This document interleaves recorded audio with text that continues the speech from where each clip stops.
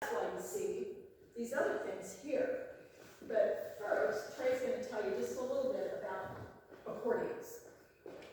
So this is what we call a button box accordion, and there are three types. There's one that pirates play, which is called a concertina, which is similar, but it's more like playing these notes down here. Like the pirate plays. Yeah. Then there's a thing called a piano accordion, which I'll tinker with back over there in that corner. And there's also two other button accordions. There's the one row, which is, I'm guessing it was probably made in 1850-ish, somewhere around there. And there's a newer one, which was made probably early 1900s. And there's this thing, which was probably made in the 60s or 70s. Now, with this, difference between this and piano accordion, same note in and out. This thing, however, different.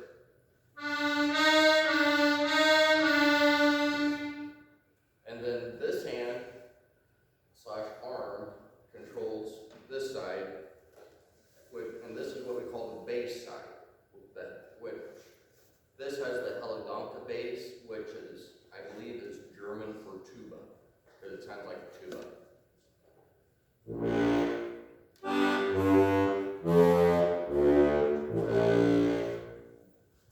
And you can play a scale on it, and you can play a song.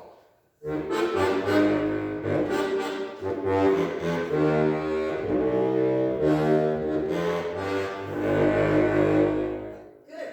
And then, where's the knob for controlling the volume? Well, there's two knobs here, but that really doesn't affect anything. And there really isn't a knob for controlling the sound. It's the movement of your left arm. So I'm going to press down on this note here, and I'm going to push in softly, then gradually push in harder.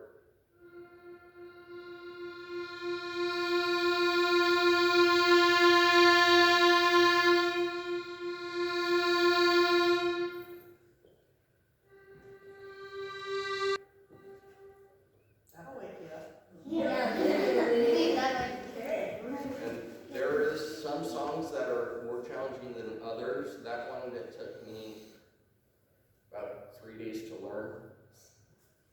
I did learn one song that took me like 15 minutes. And most people, they play with music, like have a sheet of music in front of them and play it note for note. Me, I grabbed something that's called a record and or a CD and find out what song it is, figure out what key it's in. Then at home I have about 25 accordions, so I have to guess on which one to pick out first. And they all stay in their boxes unless I'm playing them. But on a good day I can learn a song and a half maybe, depending on the challenge of it. But if you've got your own phonograph, you can have the same music without having to know what it is. And so now we're going to show you a phonograph collection. Because if you're not able to play an accordion, in the old days, you knew how to play a phonograph. Right now, this is our old. So, I'm gonna get some electricity going through it here. Some power going through it. I'll find the on and off button. Power on. But there's no flat place to put the disc, because this is a cylinder. So cardboard tube with wax on it that the recording music. So that is spinning to play the record. Alright, this is the oldest ones. Very scratchy, but it's kind of fun. Yeah, I gotta put the needle on the record.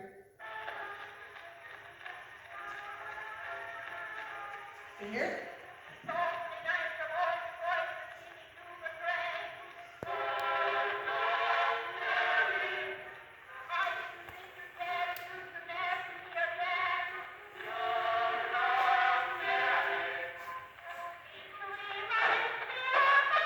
Those are those pops and cracks.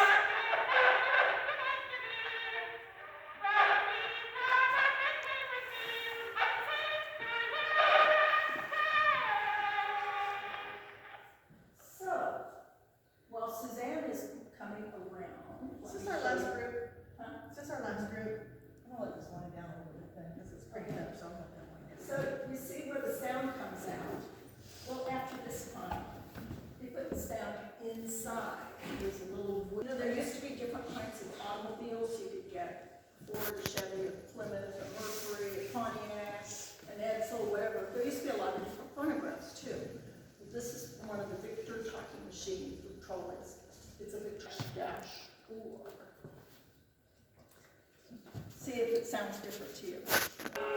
Okay, imagine that. Can you hear it okay? Does somebody know where the volume button is?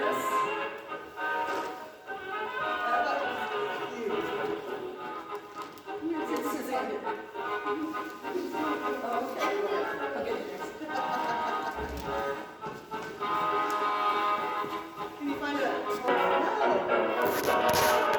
Amazing. Thank you very much. Has been converted to this mode. And all you have to do, that one you got no control over the volume. This one you can close the doors. Can you turn ours? They've come up with a new and updated model. This is a DV-84. Contact.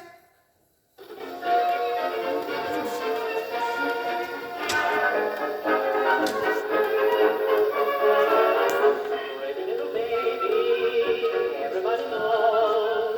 Pretty little baby, I love you. Sweeter than a flower, mighty like a rose. It's the best ever. This model is called the Graphenola. Really fancy phonograph. Everybody needs that. You take a breath and your life will change. Here we go.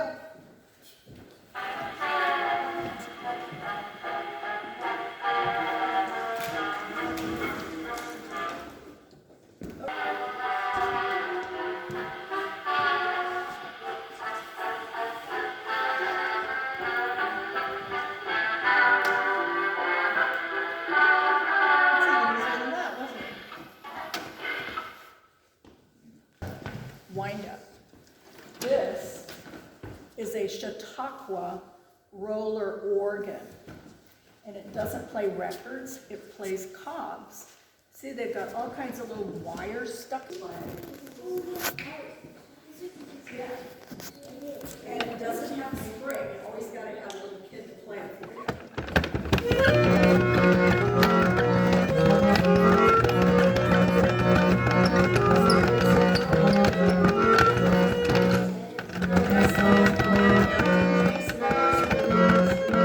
Go slower, it doesn't I play. live beyond my means. I feed my horse good corn and beans because that's why I'm happy. Slow us. It is a radiola. You know why it's called a radiola? Because there's a radio with it. That's why it's here in the opera house. It doesn't need electricity. It's a crystal radio. They didn't need to be plugged in. And you can have this entire setup in 1925 for the mere price of $400. So see if it sounds any better to you.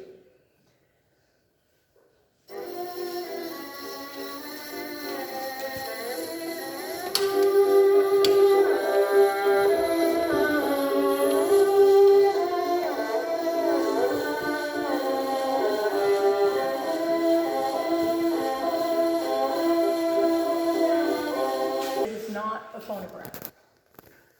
It is a Stella music box. And it doesn't play DVDs or MP3s or cylinders or records. It plays 10 discs.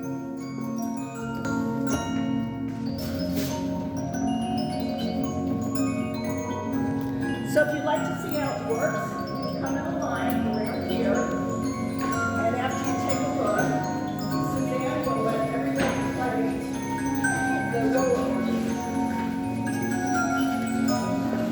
This is, looks like Ted Crofter's maybe?